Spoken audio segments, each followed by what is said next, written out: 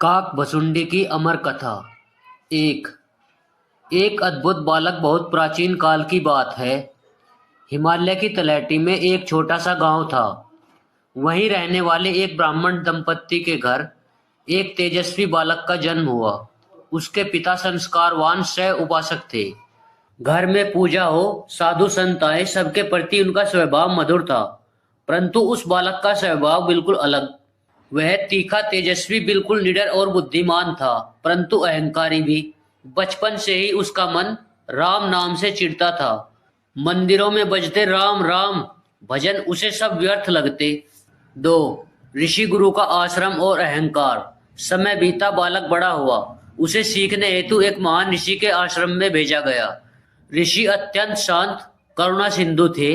वे राम भक्त थे और सभी विद्या का ज्ञान देते थे।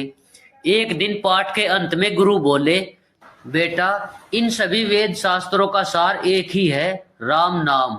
बालक तमतमा गया। वह बोला, गुरुदेव, जब सब ज्ञान मेरा अपना है तो इस राम नाम की क्या आवश्यकता?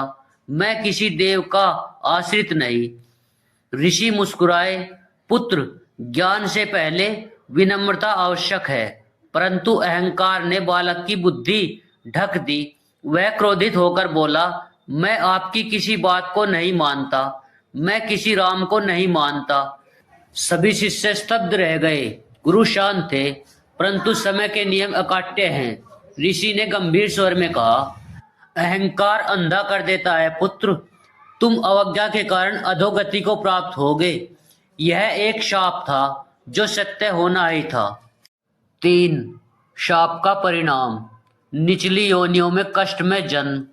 बालक का अहंकार जब जीवन भर साथ था, शाप के प्रभाव से उसे कई जन्मों तक निम्न योनियों में जन्म लेना पड़ा।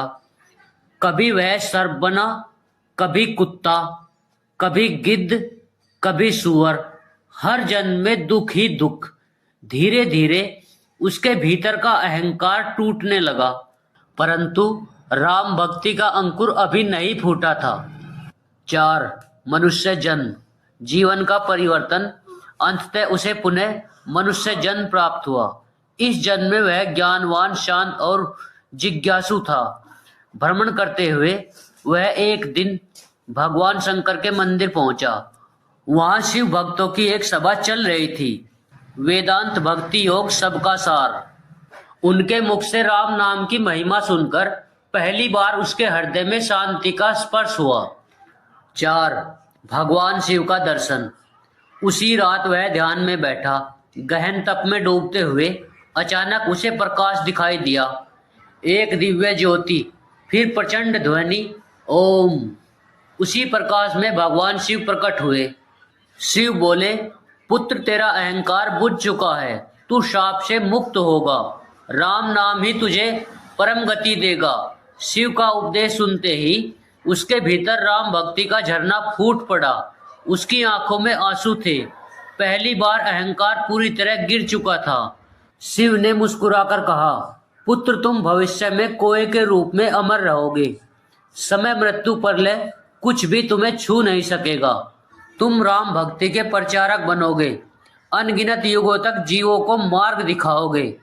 उसी क्षण उसका शरीर विलीन होकर कोए के रूप में बदल गया, परंतु नई देह में अनंत ज्ञान, दिव्यता और स्मरण शक्ति भरी हुई थी।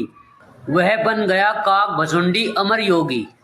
मणिकूट पर्वत, अमर योगी का निवास। काक भसुंडी हिमालय की गोद में स्थित मणिकूट पर्वत पर जा बसे। यह स्थान दिव्य था। न वहां समय का प्रभाव था, न मृत्यु का भय। काक भुसुंडी को अब पूर्व जन्मों की सभी बातें याद थी। योग और ज्ञान का पूर्ण अधिकार था। भविष्य, भूत, वर्तमान तीनों स्पष्ट दिखते थे। सृष्टि और प्रलय के चक्रों का अनुभव था। वे अमर हो चुके थे। 7 गरुड़ का आगमन। एक दिन आकाश में तेज पंखों की ध्वनि गूंजी। गरुड़ भगवान विष्णु के वाहन मणिकूट पर्वत पर उतरे। गरुड़ ने कहा, हे काक भुसुंडी, मैं संसार, माया, जीव, भगवान और भक्ति, इन सब का रहस्य जानना चाहता हूँ। प्रभु विष्णु ने कहा है कि यह ज्ञान तुम ही दे सकते हो। काक भुसुंडी विनम्रता से बोले, गरुड़ देव बैठिए, मैं वही बताऊंगा जो मैंने अनुभव किया है। 8 काक भुसुंडी गरुड़ संवाद। दोनों के बीच अनेक दिनों तक अद्भुत संवाद चलता रहा। काक भुसुंडी ने बताया, सृष्टि कैसे होती है, जीव कैसे बनता है, कर्म कैसे फल देता है, काल क्या है, ईश्वर की लीला कैसी है, राम नाम की अद्भुत शक्ति, भक्ति और ज्ञान दोनों के मार्ग। गरुड़ हर शब्द को ध्यान से सुनते और विस्मित होते। काक भुसुंडी ने कहा, गरुड़ देव, इस सृष्टि में यदि कुछ अविनाशी है तो वह है राम नाम, राम भक्ति और राम करुणा। 9 सृष्टि और प्रलय के साक्षी। काक भुसुंडी न केवल अमर थे, बल्कि वे अनगिनत बार सृष्टि के जन्म और विनाश देख चुके थे। महासागर सब कुछ निगल जाता, अग्नि सब भस्म कर देती, सूर्य चंद्र लुप्त हो जाते, आकाश में केवल काला शून्य रह जाता है। परंतु काक भुसुंडी शांत बैठे रहते, उन पर प्रलय का कोई प्रभाव नहीं पड़ता। उनकी श्वास प्रणाली, भुसुंडी प्राणायाम उन्हें काल से परे ले जाता था। 10 कथा का निष्कर्ष। राम नाम की विजय। गरुड़ ने अंत में पूछा, हे महामुनि, आपकी अमरता का रहस्य क्या है? काक भुसुंडी मुस्कुराकर बोले, अहंकार त्याग कर राम में शरण जाना ही अमृत्यु है। राम नाम वह दीपक है जो मृत्यु के अंधकार को मिटा देता है। गरुड़ ने विनम्रता से प्रणाम किया और कहा, आपका यह ज्ञान अनेकों जीवों का कल्याण करेगा। जय श्री राम।